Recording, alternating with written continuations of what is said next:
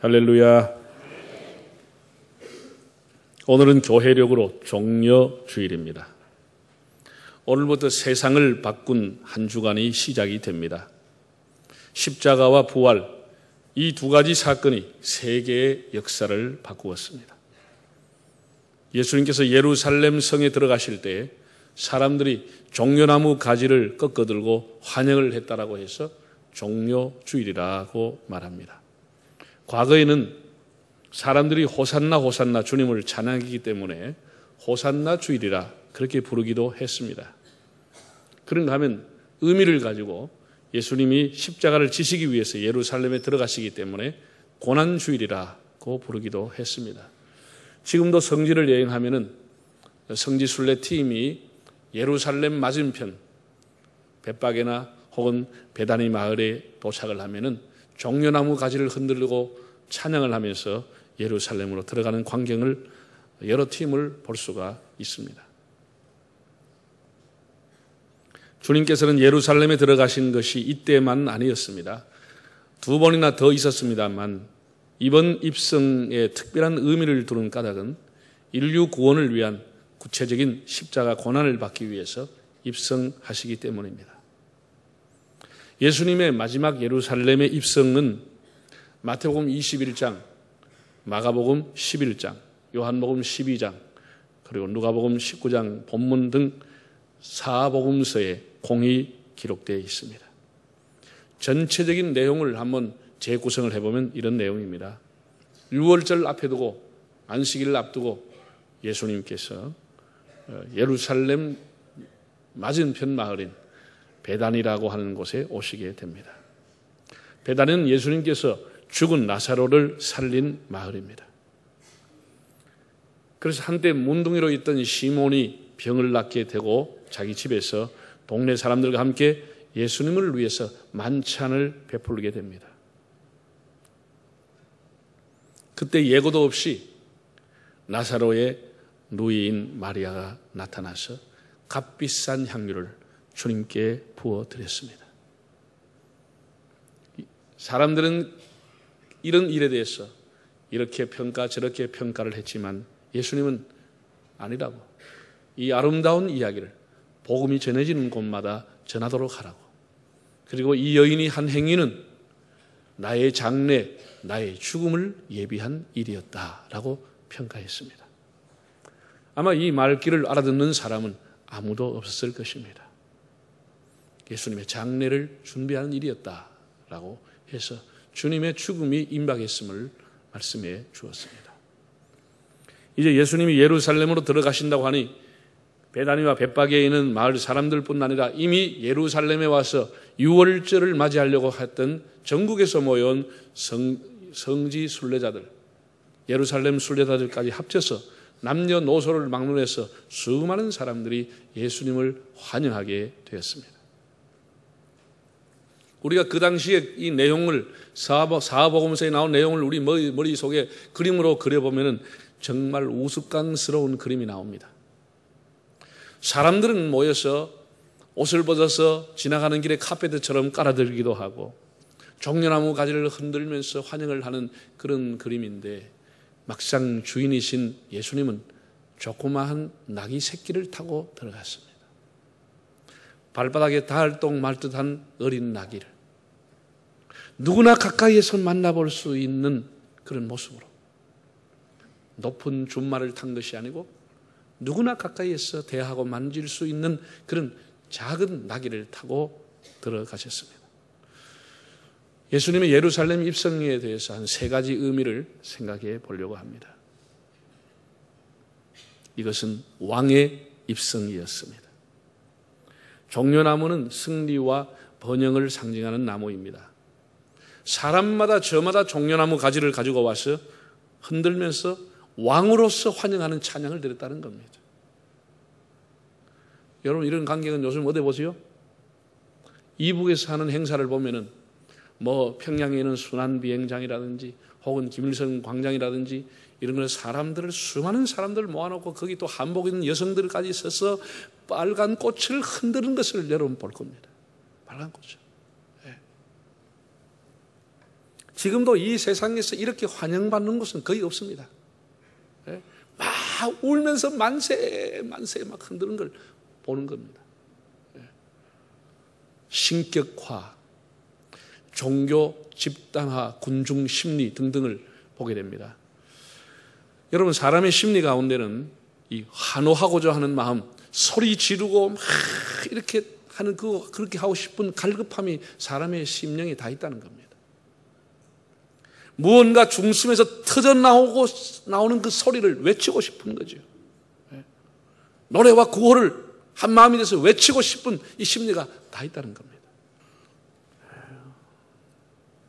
이 군중 심리에 끼이지 않고 울면서 십자가를 따라가는 여인도 있었습니다.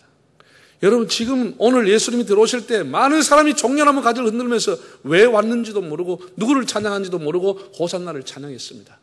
그 찬양이 일주일 가기 전에 그 군중들이 예수를 십자가에 못 박으라고 고함을 쳤습니다. 군중 심리는 이렇게 바뀌는 겁니다. 누가 어떤 동기를 주느냐에 따라서 바뀌어버리는 겁니다. 거의 비슷한 사람들이 한 주간도 가기 전에 그 예수를 십자가에 못 박으라고 했습니다. 그러나 그 군중 심리에 휩싸이지 않고 주님의 십자가를 눈물로써 지켰던 사람들도 있었습니다. 어쨌든 그날 수많은 무리가 예수님을 환영하고 환호했습니다. 자, 38절 한번 읽어보실까요? 이르되 찬송하리로다 주의 이름으로 오시는 왕이여, 하늘에는 평하여 가장 높은 곳에는 영광이로다 하니. 또 마태복음 21장 읽어볼까요? 앞에서 가고 뒤에서 따르는 무리가 소리 높여 이르되 호산나 다윗의 자손이여 찬송하리로다, 주의 이름으로 오신 이여 가장 높은 곳에서 호산나 하더라. 네. 호산나 호산나, 주님의 이름으로 오시는 왕이여 하고 사람들이 따르면서 찬양을 한 것입니다. 호산나, 주여 우리를 구원하소서라고 하는 기도입니다. 그래서 예수님이 태어나실 때도 우리가 내용을 가만히 보면 하늘에는 평화, 하늘에는 영광, 땅에는 평화, 오늘 본문하고 거의 비슷한 내용입니다. 천군 천사가 찬양했고 지금은 사람들이 따라다니면서 예수님을 그렇게 호산나 호산나 찬양을 했습니다. 구약 성경을 그 당시에도 조금만 알았다고 하면은 이 행차가 여사로운 일이 아니라고 하는 것을 알았을 겁니다. 아마 그 중에는 안 사람도 있었을 겁니다. 표현하지 못했을 뿐이지. 예수님이 오시기 500년 전에 스가랴가 메시아의 입성에 대해서 이렇게 예언을 했습니다. 스가랴 9장 9절을 한번 읽어볼까요? 시온에 따라 크게 기뻐할지어다, 예루살렘에 따라 즐거이 부를지어다. 보라, 네 왕이 네게 임하시나니 그는 공의로우시며 구원을 베푸시며 겸손하여서 나귀를 타시나니 나귀의 작은 것 곧 나귀 새끼니라. 겸손한 왕이, 구원을 베푸는 왕이 오시는데 그 왕이 나귀 새끼를 타고 예루살렘에 들어오실 것이다 라고 하는 예언이 이렇게 명확하게 기록되어 있었습니다. 장차 오실 왕 메시아의 그 암호 코드가 뭐냐? 나귀 새끼를 타고 오시는 분이라고 하는 거예요. 나귀 새끼를 타고 오는 분. 당시에는 가장 측근에 있던 제자들도 이 사실을 몰랐습니다. 예수님 말씀처럼 네가 장차는 알리라 라고 했는데 부활하신 이후에, 성령 강림한 이후에 그날 그 입성이 왕의 입성이라고 하는 것을, 스가랴의 선지자의 예언의 성취라고 하는 것을 그제서야 알게 된 것입니다. 우리가 성경에 나오는 거의 모든 궁금한 점, 해석할 때 필요한 키가 뭐냐? 그 코드는 예수입니다. 예수입니다. 구약의 모든 것은 예수님께 대입하지 않으면 이스라엘의 역사에 불과한 겁니다. 하나의 시를 읽는 것에 불과한 것입니다.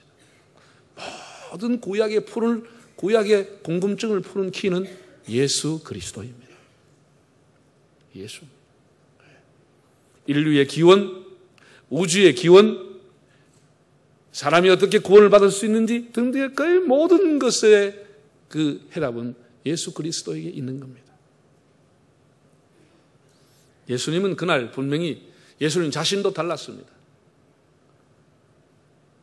예수님 자신도 그것은 왕의 입성이라고 공개적으로 말씀을 했습니다.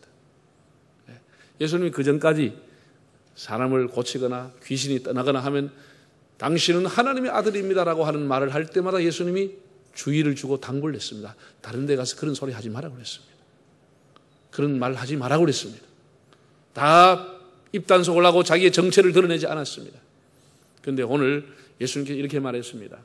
사람들이 호산나 호산나 찬송하니까 그 율법사들 바리새인들이 예수님께 와서 이렇게 얘기했습니다. 당신의 제자들을 책망하십시오.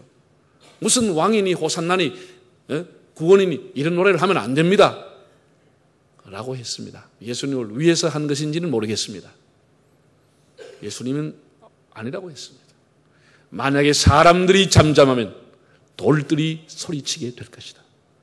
돌들이 왕의 오심을 호산나를 찬양하게 할 것이다 라고 하는 말씀을 하심으로써 예수님은 공개적인 왕의 입성을 하셨습니다.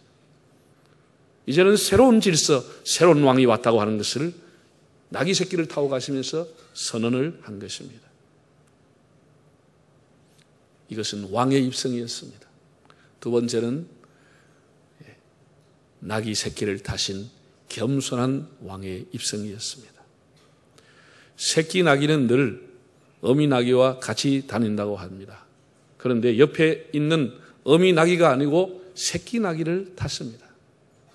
예수님께서 나귀 새끼를 풀어오라고 말씀을 했고 제자들은 가서 주인에게 여쭈었더니 순순히 새끼 나귀를 풀어주었습니다. 이렇게 왕의 입성은 순종으로부터 시작이 됩니다. 예수님의 말씀을 듣고 가는 제자들의 순종, 나귀 주인의 순종으로부터 구원의 역사가 시작이 됩니다. 우리 개개인의 구원의 역사도 역시 순종으로부터 시작이 되는 겁니다. 예수님 자신도 선지자들의 예언을 따라 순종하며 오셨고 순종함으로 나귀 새끼를 탔습니다. 여러분 로마, 그리스, 그리고 프랑스, 이집트 이런 나라에 가면은 큰 개선문이 있습니다. 그 수도에 큰 개선문이 있습니다. 전쟁에서 승리했던 왕과 장군이 군사를 거느리고 포로들을 줄로 세워서 전차나 쌍두마차를 타고 준마를 타고 위풍당당히 들어왔던 문, 그 개선문입니다. 군대가 나와서 팡파를 불러줍니다. 수많은 사람들이 와서 환영하면서 그들을 축하해 줍니다. 정말 대단한 카퍼레이드가 벌어진 거죠. 우리나라에도 가난하고 어려웠을 때 60년대, 70년대 초반까지만 해도 해외에 나가서 올림픽에 금메달은커녕 은메달만 따도 시가행진했습니다. 카퍼레이드 했습니다. 막 빌딩에서 오색종이 내리고 TV가 생중계를 하고 막 사람들이 목에 걷다 말고 지금 보면 굉장히 촌스럽습니다. 그러나 그때는 그 문화였습니다. 은메달만 따와도 국위를 선양했다고 해서 막 그 사람 인터뷰하고 난리가 났습니다. 개선문이라고 하는 사람을 흥분하게 하는 거죠. 지금 예수님이 가시는 것은 개선문을 가시는 겁니다. 그런데 쌍두마차를 타고 사두마차를 타고 와도 부족할 텐데 나귀 새끼를 타고 들어가시는 겁니다. 예수님이 비록 나귀를 타고 들어왔지만 이것은 새로운 질서의 시작을 선포하는 것입니다. 이제는 율법의 시대가 가고 은혜의 시대가 왔음을 주님이 선포하고 있는 것입니다. 여러분, 예수님의 왕국은 은혜의 왕국이고 그 나라는 은혜의 나라입니다. 예수님은 점령군으로 오신 것은 아닙니다. 착취자로, 정복자로, 굴림자로 오신 것이 아니라 겸손과 평화의 왕으로 오히려 섬김을 받기보다는 섬기는 자세로 주님은 오셔서 은혜의 왕으로 오신 것입니다. 이제는 은혜로서 세상을 다스릴 나라가 왔다고 하는 것을 선포한 것입니다. 그리고 자신이 먼저 십자가에 돌아가시면서 우리에게 은혜를 베풀어 주었습니다. 새로운 질서, 새로운 은혜의 나라를 만든 겁니다. 여러분, 우리가 지금 구원받는 것은 우리가 다 우리의 의지와 우리의 노력과 우리의 공로로 된 것은 아닙니다. 다 우리가 고백하지만 이것이 다 무엇이라고요? 주님의 은혜로 구원받은 것입니다. 은혜로 받는 것입니다.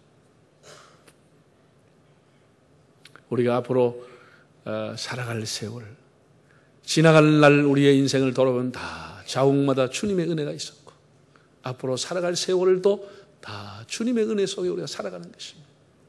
우리가 하나님 앞에 서면 하나님의 은혜밖에 남는 게 없습니다. 하나님 앞에 우리가 뭐를 내놓을 수가 있겠습니까? 지난주에 제가 우리 교인 한 분을 만났습니다. 그분이 나이가 꽤나 든 분인데 한 주간 기도원에 가서 기도를 하고 저를 만났습니다. 그래서 이런 얘기를 했습니다. 목사님, 제가 기도원에 기도하면서 목요일 날 저녁에 하나님께서 얼마나 제 마음에 감동을 주시는지 내가 받은 은혜를 생각하면서 밤새도록 베갯잎이 눈물로 다 적셨다는 거예요. 베개가 축축할 정도로 하나님의 은혜가 너무 감사했어. 너무 감사했어. 이 모든 것이 주님의 은혜, 이 모든 것이 은혜라네. 이 모든 것이 주의 은혜, 은혜라네. 모든 것이 다 주님의 은혜입니다. 바울은 나의 나되는 것은 하나님의 은혜라고 했어요. 하나님의 은혜로 되는 것입니다. 이 은혜의 나라는 섬기는 나라요, 서로를 존중하는 나라요, 사랑하는 나라입니다. 교회의 어떤 직분인지, 교회가 주어지는 직분은 군림하는 직분이 아니고 권력이 아닙니다. 다 주님이 은혜로 주신 직이요, 은혜로 섬기라고 준 직분인 것입니다. 자신을 높이고 자신을 자랑하는 교만한 나라가 아니라 하나님의 은혜를 사모하고 그 받은 은혜를 베풀면서 살아가는 나라가 주님이 주신 새로운 은혜의 나라입니다. 마지막이 세 번째 왕의 입성은 죽음을 정복하는 왕의 입성입니다. 사실 예수님은 고난받으러 죽으러 예루살렘에 들어가셨습니다. 거기 모인 무리와 제자들은 흥분하면서 이분이 죽은 나사로를 살리는 능력과 500여의 능력을 볼 때 이제 로마 군대를 몰아내고 부패한 종교인들을 쫓아내고 새로운 나라와 메시아 왕국을 세워서 통치할 거라고 기대했습니다. 다윗의 왕국보다 더 위대한 왕국을, 솔로몬의 영화보다 더 위대한 영광스러운 나라를 만들 것을 기대했습니다. 그러나 그것은 큰 오해였습니다. 예수님은 지금 한날의 밀날이 되기 위해서 예루살렘으로 들어가시는 것입니다. 그는 궁극적으로 로마를 정복하기 위해서 들어가는 것이 아니고 죽음을 정복하기 위해서 들어가시는 길입니다. 지금까지 세상을 사망이 지배했다고 하면 이제는 죽음이 아니라 새로운 생명이 지배하는 세상을 만들기 위해서 죽음을 정복하는 걸음이었습니다. 바울은 나중에 이렇게 고백했습니다. 사망아 너의 쏘는 것이 어디에 있느냐? 사망아 너의 이기는 것이 어디에 있느냐? 사망에 쏘는 것은 죄요, 죄의 권능은 율법이라. 우리 주 예수 그리스도로 말미암아 우리에게 이김을 주시는 하나님께 감사하노라. 사망을 이기고 죽음을 이기는 승리를 주시는 주님께 감사한다는 고백을 드렸습니다. 예수 믿는 사람이 예수님 때문에 받는 고난과 핍박과 죽음이라 하여도 그 죽음은 죽음으로 끝이 아닙니다. 그것은 죽음을 정복하는 죽음, 사망을 다스리는 부활로 승리하는 죽음입니다. 예수님은 죽음으로 죽음을 다스리시는 왕이심을 보여주었습니다. 그날 예루살렘에 입성하는 그것은 죽음을 정복하는 왕의 입성이었습니다. 사랑하는 성도 여러분, 근본 한 주간은 세상을 바꾼 한 주간, 우리 인생을 바꾼 한 주간입니다. 한 주간 한 끼라도 하루라도 금식하면서 주님의 말씀을 다시 되새기고 십자가를 묵상할 수 있기를 바랍니다. 저는 마리아를 생각하면 늘 이 말씀이 떠올리게 됩니다. 엄마는 자식이 하는 말을 허투루 듣지 않습니다. 무심히 듣지 않고 자식이 하는 말을 마음에 새기고 기도하고 또 그렇게 될 수 있도록 격려하고 응원을 해 주는 겁니다. 엄마는 자식을 품는 것이 아니고 자식의 마음을 품고 자식의 말을 품고 자식이 가지고 있는 소원을 품어주는 겁니다. 누가복음 2장 19절에 보면 이런 귀절이 나옵니다. 천군 천사들이 하늘에서 하나님을 찬양하는 소리를 듣고 목자들이 한 말을 마리아는 마음에 새기더라. 그랬어요. 쉬운 성경에 보면 목자들이 한 말을 소중히 간직하더라고 했습니다. 목자들이 뭔 얘기를 했죠? 너희를 위하여 다윗의 동리에 구주가 나셨으니 곧 그리스도 주시니라. 자기 몸에 잉태된 이 사람이 메시아라고 하는 것, 그리스도 주님이라고 하는 이 말을 소중히 간직했다는 겁니다. 구주라고 하는 사실을 소중하게 간직했다고 그랬어요. 그리고 그 51절에 보면 또 이렇게 나와 있습니다. 예수님의 유일한 어린 시절이 나와 있는데 예수님이 12살 때 예루살렘의 성전에 가서 랍비들과 대화를 나누었습니다. 요셉과 마리아는 의뢰히 자기 고향 사람과 함께 예수님도 같이 귀향하는 줄 알았습니다. 사흘을 가서 보니까 없었습니다. 깜짝 놀랐어요. 그래서 처음부터 찾아보려고 예루살렘 성전으로 갔습니다. 깜짝 놀라는 것은 거기에 자기 아들 예수가 당대의 대학자들과 토론하며 묻기도 하고 답도 하면서 대화하고 앉아 있었습니다. 그 마리아가 이렇게 물었습니다. 우리가 너를 찾는데 얼마나 고생한 줄 아니? 예수님이 뭐라고 그랬죠? 내가 내 아버지의 집에 있어야 할 줄을 알지 못했습니까? 마리아는 이 말을 마음에 두니라. 내가 내 아버지의 집에 있어야 할 줄을 알지 못했습니까? 그때는 이해는 안 됐지만 마리아는 이 말을 마음에 두었다는 것입니다. 마음에 두면서 예수님이 하나님의 일을 할 수 있도록 하나님의 구주로서 이 모든 교회의 주인이 되실 아버지의 집이 되시고 예수님의 집이 될 교회를 위해서 마리아는 기도하게 되는 겁니다. 그리고 주님을 더 사랑하게 되고 주님이 십자가를 지는 날 그 현장에서 주님의 십자가를 보게 됩니다. 여러분 이번 한 주간 우리 마음에 주님의 말씀을 더 새기고 더 생각하고 주님 말씀을 더 소중히 간직할 수 있기를 바랍니다. 예수님 우리 모두의 왕이십니다.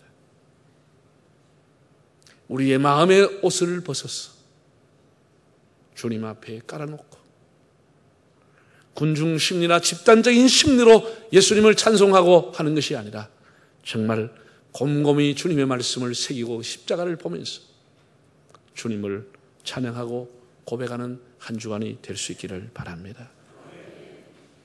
세상의 모든 역사와 열왕들을 보면은 다 부침의 역사를 가지고 그 제국들은 다 사라졌습니다. 은혜의 왕국, 은혜의 나라만이 쇠하지 않고 영원한 것입니다. 왕이신 주님, 온유와 겸손의 주님, 십자가를 지신 고난의 주님, 부활로 사망을 이기신 주님, 그 주님을 모시고 호산나 찬송하며 살아가는 우리 모두의 삶이 될 수 있기를 바랍니다. 다 머리 숙이겠습니다.